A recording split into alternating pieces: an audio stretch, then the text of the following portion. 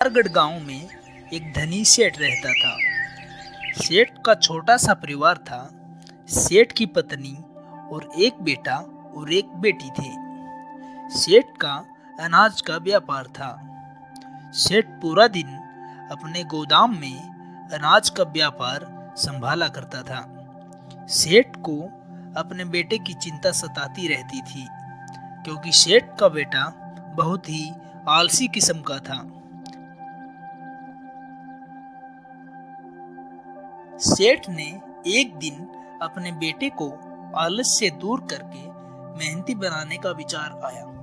सेठ ने अपने बेटे को कहा, सुनो रोहन, तुम दिन प्रतिदिन आलसी बनते जा रहे हो। ना ही कोई काम करते हो, ना ही तुम मेरा गोदाम में हाथ बंटवाते हो।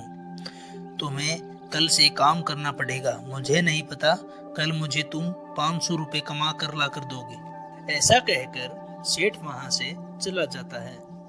रोहन सोचने लगता है, अरे यार, कल पिताजी को 500 रुपए कहाँ से ला कर दूंगा। दूसरी सुबह रोहन उठता है और अपनी माँ के पास से 500 रुपए ले लेता है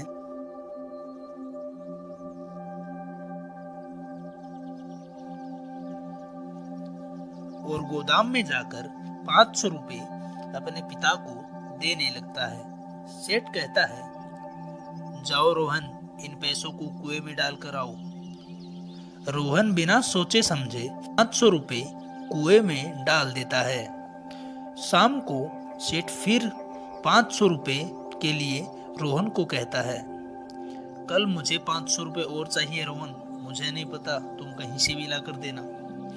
रोहन सोचता है, अरे यार, ये पिताजी को अचानक से क्या हो गया। कल वाले रुपए भी कुएं में डलवा दिए और अब फिर पैसे मांग रहे हैं। दूसरे दिन रोहन अपनी बहन के पास से 500 रुपए ले लेता है और उन पैसों को लेकर अपने पिताजी के पास चला जाता है। सेठ फिर से उन पैसों को कुएं में डालने के लिए कहता है और रोहन ऐसा ही करता है, उन पैसों को कुएं में डाल देता है।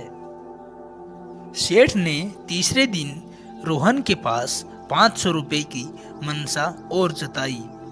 अब तीसरे दिन रोहन के पास काम करने के अलावा और कोई मार्ग शेष नहीं बचा था। वह गांव में काम के लिए निकल गया और उस दिन रोहन ने एक किसान की गाड़ी में धान के कट्टे रखवाए, जो कि बड़ी मेहनत का काम था, और उसके बदले किसान ने उसे 500 रुपए दिए।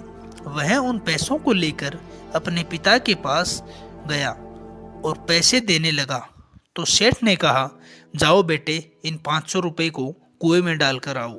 आपको पता है पिताजी, इन पैसों के लिए मैं गांव में पूरा दिन घूमा हूँ।